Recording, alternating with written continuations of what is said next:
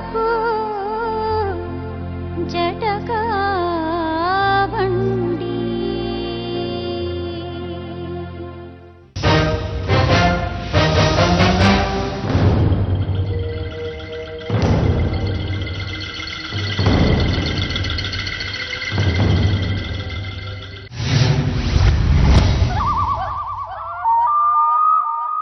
G ಕನ್ನಡದ ಸಮಸ್ತ ವೀಕ್ಷಕರಿಗೆ ನಿಮ್ಮ ಮಾಲವಿಕಾ ಮಾಡುವ ಪ್ರೀತಿಯ ನಮಸ್ಕಾರ.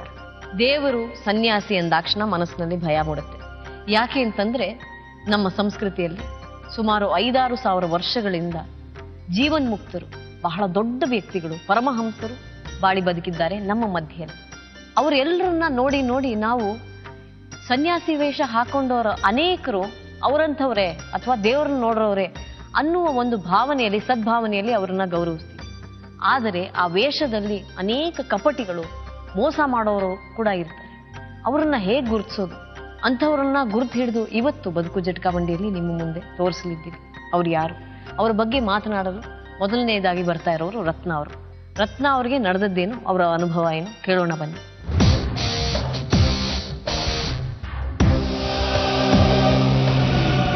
ನಮಸ್ಕಾರ. ನಮಸ್ಕಾರ. ರತ್ನ ಅವರೇ, ಎಲ್ಲಿಂದ ಬರ್ತಾ ಇದ್ದೀರಿ? ನಾವು ಹೊನ್ನೂರಿಂದ ಬರ್ತಾ ಇದೀವಮ್ಮ. ಹೊನ್ನೂರು. ಯಾರಿದ್ದಾರೆ ಹೊನ್ನೂರಲ್ಲಿ? ನಮ್ಮ ತಂದೆ ತಾಯಿ, ನನ್ನ ತಮ್ಮ ಇದ್ದಾರೆ. ಮಕ್ಕಳು ಎಷ್ಟು ಜನ? ನನಗೊಬ್ಬಳೇ, ಒಬ್ಳು ಮಗಳು. ಎಷ್ಟು ವಯಸ್ಸು? 4 ವರ್ಷ ತುಂಬ 5ರಲ್ಲಿ ಬಿದ್ದಿದೆ. ನಿಮ್ಮ ಯಜಮಾನ್ರ ಬಗ್ಗೆ, ಯಜಮಾನ್ರ ಹೆಸರು ಹೇಳಿ. ಸತೀಶ್ ಅವರು. ಸತೀಶ್ ಎಲ್ಲಿ ಅವರು? ಶಿವಮೊಗ್ಗ ಹತ್ರ ಬಸವನಗಂಗೂರು ಅಂತ ಅವರು ಹಳ್ಳಿ. ಬಸವನಗಂಗು. ಬಸವನಗಂಗು. ಸತೀಶ್ ಏನ್ ನಿಮಗೆ ಪರಿಚಯದ ವ್ಯಕ್ತಿನ ಅಥವಾ ಸಂಬಂಧನ ಹೇಗೆ? ಇಲ್ಲಮ್ಮ, ಹಿಂಗೆ ಸಾಧಾರಣ ಯಾರ ತೋರಿಸಿದಂತ ವ್ಯಕ್ತಿಗಳು ಗಂಡು ಹುಡುಕ್ತಾ ಇದ್ರು, ಅದಕ್ಕೆ ತೋರಿಸಿದ್ರು. ಸರಿ. ಅಣ್ಣ ಹೋಗಿ ನೋಡ್ಕೊಂಡ್ ಬಂದ್ರು ಸತೀಶ್? ಅಣ್ಣ ಅವರೆಲ್ಲ ಈಗ ಹಿರಿಯರು ಗುರಿಯರು ಎಲ್ಲ ನೋಡ್ಕೊಂಡು ಬಂದ್ರು. ಏನ್ ಕೆಲಸ ಮಾಡ್ತಾರೆ ಅವರು? ಫಸ್ಟಿಗೆ ಟೈಲ್ಸ್ ಕೆಲಸ ಮಾಡಾರಮ್ಮ. ಯಾರು ಅವ್ರ ಮನೇಲಿ ಯಾರ್ಯಾರಿದ್ದಾರೆ? ಅವ್ರ ಮನೇಲಿ ಅವ್ರ ಅಣ್ಣರು ಇಬ್ರು, 3 ಅಕ್ಕ ತಂಗಿಯರು ಎಲ್ಲ ಅವರೇ. ದೊಡ್ಡ ಕುಟುಂಬ. ದೊಡ್ಡ ಕುಟುಂಬ. ಸರಿ ಸರಿ. ಸತೀಶ್ ನೋಡ್ಕೊಂಡ್ ಬಂದ್ರು ಸತೀಶ್ನ ನಿಮ್ಮ ಅಣ್ಣ ಹೋಗಿ? ಅಲ್ಲಮ್ಮ, ಫಸ್ಟಿಗೆ ಅವ್ರು ಬಂದ್ರು, ಒಪ್ಕೊಂಡು ಹೋದ್ರು ಅವ್ರ ಅಣ್ಣರು. ಆಮೇಲೆ ನೆಕ್ಸ್ಟ್ ಇವ್ರು ಬಂದ್ರು.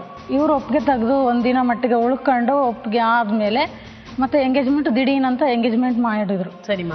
ಮಾಡಿದ್ಮೇಲೆ 1 ವಾರ ನಂತರ ಇವರು ನಮ್ಮ ಅಮ್ಮ ಅವರೆಲ್ಲ ಪರ್ಮಿಷನ್ ತಗೊಂಡ್ರು.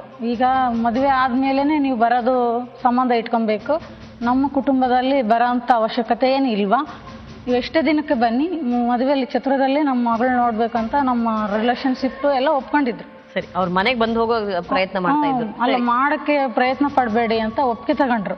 ಒಪ್ಪಿಗೆ ತಗೊಂಡ ನಂತರ ಅವರು ಆ ಒಪ್ಪಿಗೆನ ಮೀರಿದ್ರು.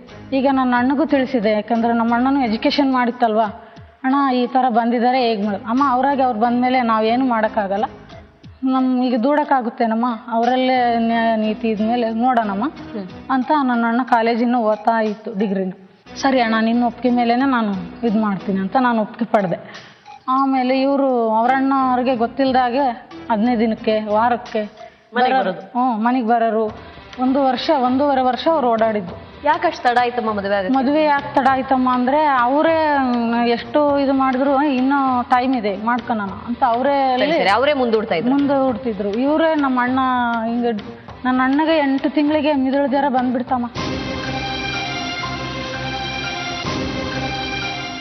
ಗೊತ್ತಾಯಿತು ನನ್ನ ಅಣ್ಣಗೆ. ಅಲ್ಲಿಗೂ ಏನಪ್ಪ ಎಜುಕೇಟೆಡ್ ಆಗಿ ನೀನು ಈ ರೀತಿ ಮಾಡ್ಕೊಂಡಲ್ಲ, ನಿನ್ನ ಜೀವಕ್ಕೆ ನೀನೇ ತಂದ್ಕೊಂಡ್ಬಿಟ್ಟಲ್ಲ ಅಂತ ಡಾಕ್ಟ್ರ್ ಅಂದರೆ, ಇಲ್ಲ ಸರ್, ನನ್ನ ಮಗಳು, ನನ್ನ ತಂಗಿದು ಮ್ಯಾರೇಜು ಲೈಫ್ ಮುಖ್ಯ, ನೀವು ಆದಷ್ಟು ನಾನು ಕಳಿಸ್ಕೊಡ್ರಿ. ಅಲ್ಲ ವೆಂಕಟೇಶ್, ನೀನು ಗುಣ ಆದರೆ ನಿನ್ನ ತಂಗಿದು ನೀನು ಮ್ಯಾರೇಜ್ ನೋಡಲೇಬೇಕು, ಅಂಥದ್ದೇನು ನೀನು ಭಯ ಪಟ್ಕೊಂಬೇಡ, ಆದಷ್ಟು ನೀನು ನೋಡುವಂತಪ್ಪ. ಅದಕ್ಕೆ ನನ್ನ ಅಣ್ಣ ವಾರಕ್ಕೆ ತೀರ್ಕೊಂಡ್ಬಿಟ್ರಮ್ಮ.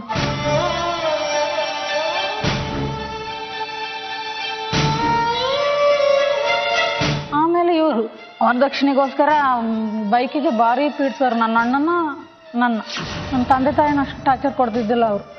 ನೀವು ಹೇಳು, ನೀನು ಕೇಳು ಅಣ್ಣ, ನನಗೆ ಅವಶ್ಯಕತೆ ಇದೆ. ಆಮೇಲೆ ಆಯ್ತಣ್ಣ, ಅಮ್ಮ ವರದಕ್ಷಿಣೆ ಅಂತಲೇ ನಾವು ಕೊಡೋಣ. ನನ್ನ ಅಣ್ಣಗೆ ಜ್ಞಾನ ಶಕ್ತಿ ಜಾಸ್ತಿ ಇತ್ತಲ್ಲಮ್ಮ, ನೋಡೋಣ ಆವಾಗ ಮುರ್ಕನಂತೆ, ಈಗ ಏನಾದರೂ ಕೊಟ್ಬಿಡೋಣಮ್ಮ ಅಣ್ಣನ ಅಂತ.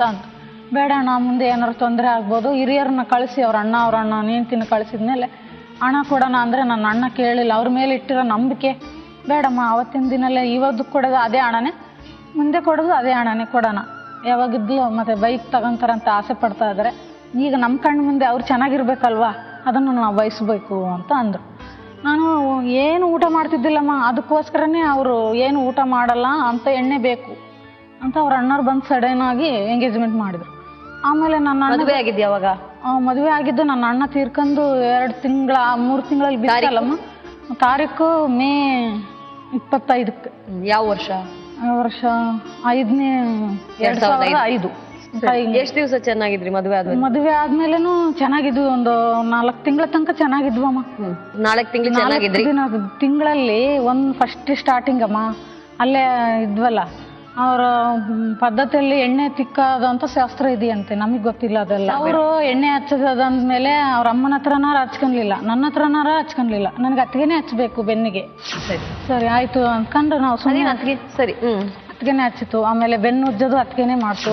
ನನ್ನ ಮದುವೆ ಆದ್ಮೇಲೆ ನಂತರ ಇದು. ಆಮೇಲೆ ಊಟಕ್ಕೂ ಅತ್ತಿಗೆನೆ ಬಡಿಸೋದು. ಮತ್ತೆ ನನಗೆ ಯಾವ ಪರ್ಮಿಷನ್ ಅವ್ರು ಕೊಡ್ಲಿಲ್ಲ, ಅಲ್ಲಿಗೂ ನಾನು ಸಹಿಸ್ಕೊಂಡೆ. ಈಗ ತಂದೆ ತಾಯಿಗೆ ನಾವು ದೃಷ್ಟಿ ತಪ್ಪಾಗುತ್ತಲ್ಲ, ಅವ್ರ ಅತ್ತಿಗೆನೆ ಎಲ್ಲ ಊಟ ಉಪಚಾರ ಎಲ್ಲದೂ ಅದನ್ನೇ ಮಾಡಿದ್ರು. ನಾನು ಒಂದಿನ ಕೇಳಿದೆ, ಯಾಕ್ರಿ ಈ ಥರ ಎಲ್ಲದಕ್ಕೂ ಅತ್ತಿಗೆನೆ ಯಾವ್ದ್ರಿ ಈ ಥರ ಮೊದಲು ಇದ್ದಾಗೆ ನೀವು ಇಲ್ವಲ್ಲ, ಯಾಕೆ ಚೇಂಜ್ ಆಗ್ಬಿಟ್ರಿ? ಎಲ್ಲದಕ್ಕೂ ಅತ್ತಿಗೆ ಅಂತ ಅಲ್ವಾ, ತಾಯಿ ಸಮಾನ ಅಂತ ನಾನು ತಿಳ್ಕೊಂತೀನಿ, ನೀನು ತಿಳ್ಕೊಬೇಕಲ್ವಾ, ಎಲ್ಲದಕ್ಕೂ ಅವರಲ್ಲೇ ಹೋಗ್ಬಾರ್ದು, ನಾನು ಬಂದಿದ್ದೀನಲ್ವಾ, ನನಗೂ ಅಧಿಕಾರ ಕೊಡ್ರಿ, ಯಾಕೆ ಆ ಥರ ನಡ್ಕೊಂತೀರ ಅಂದ್ರೆ, ಇಲ್ಲ ಆ ಅಮ್ಮನ ಮಾತೆ ನೀನು ಕೇಳಬೇಕು, ಅವಳು ಅಮ್ಮ ಒಡ್ಸ್ಕೊಂಡ್ರೆ ಒಡ್ಸ್ಕೊಬೇಕು, ನೀನು ಒಡ್ಸ್ತಾ ತಿನ್ನಂಗಿದ್ರೆ ಎಲ್ಲದಕ್ಕೂ ರೆಡಿಯಾಗಿರ್ಬೇಕು. ಯಾಕಂದ್ರೆ ಅವ್ರು ಹಿರಿಯರು, ನಾವು ಅವ್ರಿಗೆ ಇದ್ರ ಉತ್ತರ ಕೊಡೋಕ್ಕಾಗಲ್ಲ. ನೀನು ಏನಂದ್ರು ನಾನು ಕೊಟ್ಟರೋ ಟಾರ್ಚರ್ ನೀನು ತಗೊಂಡ್ಲೇಬೇಕು ಅಂತ ಅಂದ್ರು. ಅವರು ಒಂದೊಂದು ಹೊಡೆತ ಹೊಡೆದಿದಾರಮ್ಮ, ಅದನ್ನು ನೋಡತಕ್ಕಂಥದ್ದೇನಲ್ಲ.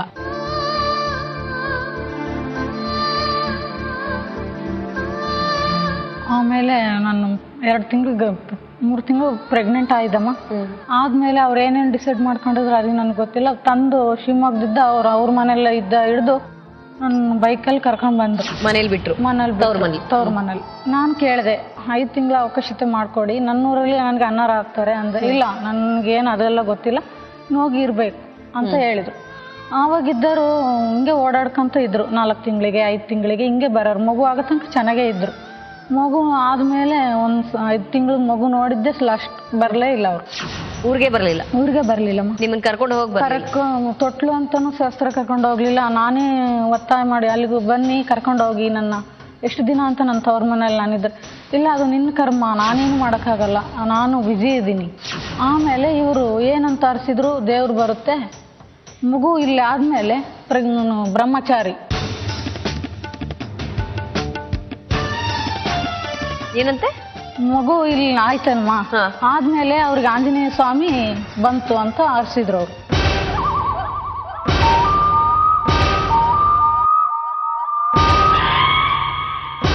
ಮೈ ಮೇಲೆ ಆಂಜನೇಯ ಸ್ವಾಮಿ ಬಂತು. ಆಂಜನೇಯ ಸ್ವಾಮಿ ಅಂತ ಬ್ರಹ್ಮಚಾರಿ. ಮಗು ಆಗಿರೋದು ಗೊತ್ತಿಲ್ಲ ಅವ್ರಿಗೆ, ಏನು ಅಂತದ್ದು ಸಡನ್ ಆಗಿ ಗೊತ್ತೇ ಇಲ್ಲ ಅವ್ರಿಗೆ. ಎಲ್ಲ ಮರ್ತೋಯ್ತು. ಎಲ್ಲ ಮರ್ತೋಯ್ತು. ಬ್ರಹ್ಮಚಾರಿ, ಈಗೇನು ಅಂತ ಸಂಸಾರಿಕ ಅಲ್ಲ ಅಂತ ಅಂದ್ರು. ಆಮೇಲೆ 3 ವರ್ಷ ಆದ್ಮೇಲೆ ಬಂದ್ರು. ಮಗು 3 ವರ್ಷದ್ದು ಬಂದ್ಮೇಲೆ ಮಗುನ್ ಕರ್ಕೊಂಡು ಹೋಗ್ಬಿಟ್ರು. ಒಂದಿನ ಮಟ್ಟಿಗೆ ಇದ್ರು. ಈಗಲೇ ರೆಡಿ ಆಗು ಹಂಗೆ ಅಂದ್ರು. ನನ್ನ ತಂದೆ ತಾಯಿ ಇಲ್ದಲೆ ನಾನು ಹೇಗೆ ಬರೋಣ, 3 ವರ್ಷ ಆಯ್ತು ನೀನು ಬಂದಿಲ್ಲ, ನನ್ನ ತಂದೆ ತಾಯಿ ಬಂದ್ಮೇಲೆ ಬರ್ತೀನಿ, ನಿಂದೇನೆ ಬರ್ತೀನಿ ಅಂತ. ಅವರು ನನ್ನ ಕರ್ಕೊಂಡು ಹೋಗಕ್ಕೆ ಬಂದಿಲ್ಲಮ್ಮ, ಮಗುನ ಕರ್ಕೊಂಡು ಹೋಗೇ ಬಿಟ್ರು. ಅದಾದ್ಮೇಲೆ ಆ ವೇಳೆಗೆ ಅದೇನು ಸ್ವಾಮಿಗಳಾಗ್ಬಿಟ್ಟಿದ್ರು?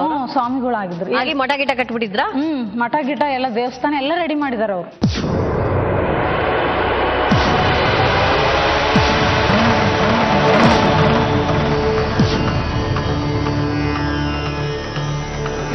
ಅವ್ರೂರೆಲ್ಲ ಬಂದು ಬಾಳೆ ವರ್ಕೊಂಡು ಹೋಗ್ತೀರಾ ಅಂತ ನಮ್ಮ ತಂದೆ ತಾಯಿಗೆ ಕೇಳಿದ್ರು. ನಮ್ಮ ತಂದೆ ತಾಯಿ ಏನಂದ್ರು, ಇಲ್ಲ ಇರೋದೊಬ್ಬ ಮಗಳನ್ನ ನಾವು ಬಾಳೆ ಹೆಂಗರಿಯೋದು, ಅದು ಯಾಕೆ ಕರಿಬೇಕು? ಅವರು ಹಂಗೆ ಊರಲ್ಲಿ ಅಷ್ಟು ಒಗ್ಗಟ್ಟಿದೆಯಲ್ಲಮ್ಮ, ಇಷ್ಟೆಲ್ಲ ಅವಂತರ ಮಾಡಿದವಿ, ಹೆಣ್ಣು ಕಳಿಸ್ತಾರೋ ಇಲ್ಲ ಅಂತ ಕೇಳಕ್ಕೆ.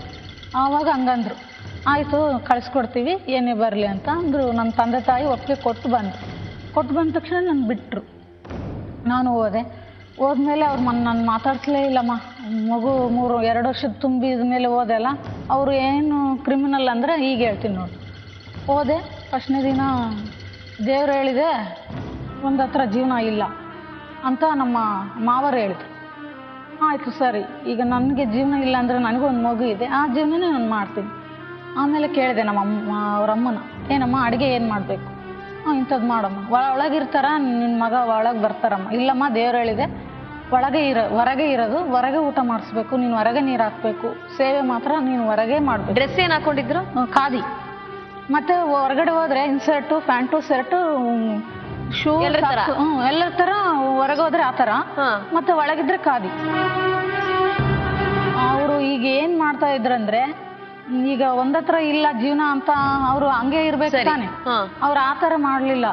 ಮಕ್ಕಳು ಆಗ್ಲಿಲ್ದವ್ರಿಗೆ ಮತ್ತೆ ಕನ್ಯಾದಾನ ಕಲ್ಯಾಣ ಕೂಡ್ಬೇಕಲ್ಲಮ್ಮ, ಅವರಿಗೆ ದಾರ ಕಟ್ಕೊಂಡು ಅವ್ರ ಬೆರಳಿಗೆ, ನನ್ನ ಯಜಮಾನ್ರ ಬೆರಳಿಗೆ ಮಲ್ಕೊಂತಾ ಇದ್ರು.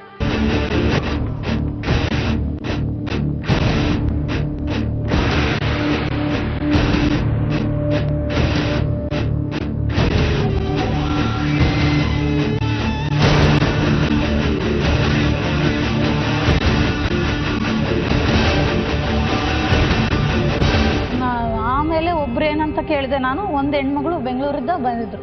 ಆಮೇಲೆ ನಾನು ಕೇಳಿದೆ, ಏನಮ್ಮ ಯಾವ ಊರು ನಿಮ್ದು ಅಂತ ಅವ್ರು ಕೇಳಿದ್ರು. ನಮ್ಮ ದಾವಣಗೆರೆ ಹತ್ರ ಹೊನ್ನೂರು ಅಂತಮ್ಮ. ನಿಮ್ದು ಯಾವ ಊರಮ್ಮ ಅಂತ ನಾನು ಕೇಳಿದೆ. ಬೆಂಗಳೂರಮ್ಮ ನಮ್ದು. ಯಾವ್ದಕ್ಕೆ ಬಂದಿರಮ್ಮ ಅಂತ ನಾನು ಕೇಳಿದೆ. ಹಿಂಗಮ್ಮ ನಮ್ದು ಮದುವೆ ಆಗೋ ಗಂಡುಗಳೆಲ್ಲ ಹೋಗ್ತಾ ಇರ್ತವೆ, ಯಾರೋ ನಮ್ಮ ಚಿಕ್ಕಮ್ಮರು ಇಲ್ಲಿದ್ದ ಸ್ವಾಮಿಗಳು ಒಳ್ಳೇದಂತೆ ಅಂತ ಹೇಳಿದ್ರು. ಆಯಮ್ಮ ದಾರ ಕಟ್ಸ್ಕೊಂತು ಒಂದಿನ ಮಟ್ಟಿಗೆ. ಆಮೇಲೆ ಏನಂತು, ಬೇಡಮ್ಮ ನೀನು ನನಗೆ ಹೇಳ್ತಾಯಮ್ಮ ನ್ಯಾಯ, ನೀನು ಈ ರೀತಿ ಬಿಟ್ಕೊಂಬೇಡಮ್ಮ, ನೀನು ಯಾವ್ದಾರ ಒಂದು ನಿಮ್ಗೆ ಮಹಿಳಾ ಸಂಘದಿಂದ ಒಂದು ಕೇಸ್ ಕೊಟ್ಬಿಡು, ಹಾಗಾದ್ರೆ ಅವ್ನು ಬಚಾವಾಗಕ್ಕೆ ಸಾಧ್ಯ ಇಲ್ಲ. ನೀನು ಈ ರೀತಿ ಮಾಡಮ್ಮ, ಈ ರೀತಿ ಒಂದೊಂದು ದಿನ ಒಂದೊಂದು ಹುಡುಗಿ ಅನ್ಯಾಯ ಆದರೆ ನಿನ್ನ ಕಣ್ಣು ಮುಂದೆ ನಿನಗೆ ಇಷ್ಟನಾ ಅಂತ ಕೇಳಿದ್ರು. ಬಂದಿದಾರಲ್ವ? ಇಲ್ಲ ಬಂದಿಲ್ಲ ಅವರು. ನಾನು ಅಷ್ಟು ಇದು ಇಲ್ವಲ್ಲ. ಅವ್ರು ಏನಂದ್ರು, ಅವ್ರು ನಿಮಗೆ ತಿಳಿಸೋದ್ರ? ತಿಳಿಸೋದ್ರು. ಹೋಗಮ್ಮ ನೀನು, ನಾನು ಬರ್ತೀನಿ ಅಂತ. ಆಂಜನೇಯ ನಮ್ಮ ಊರಲ್ಲಿ, ನಮ್ಮ ಬೆಂಗಳೂರಲ್ಲಿ ತುಂಬಾ ಇದ್ದಾರೆ, ಅವನಿಗೆ ನಾನು ಕೈ ಮುಗಿತೀನಿ, ನನ್ನ ತಪ್ಪು ಎಲ್ಲ ಅವನೇ ಮಂದಿಸ್ತಾನೆ, ನೀನು ಹುಷಾರಾಗಿ ಹ್ಯಾಂಡಲ್ ಮಾಡಮ್ಮ ಅಂತ ಅಂದ್ರು. ಹೋಗ್ಲಿ ನೀನು, ಅವ್ನು ಮಾತ್ರ ನೀನು ಜೀವನ ಮಾಡಬೇಡ, ನೋಡ್ತಾ ಇರಿ ಇವನ್ನೆಲ್ಲ ಏನೇನು ಮಾಡ್ತಾನೆ ವ್ಯವಹಾರ ಅಂತಂದು ಹೇಳಿದ್ರು. 4 ತಿಂಗಳ ಮಟ್ಟಿಗೆ ಅದೇ ರೀತಿನೇ ಮುಂದುವರಿಸಿದ್ರಮ್ಮ ಅವರು.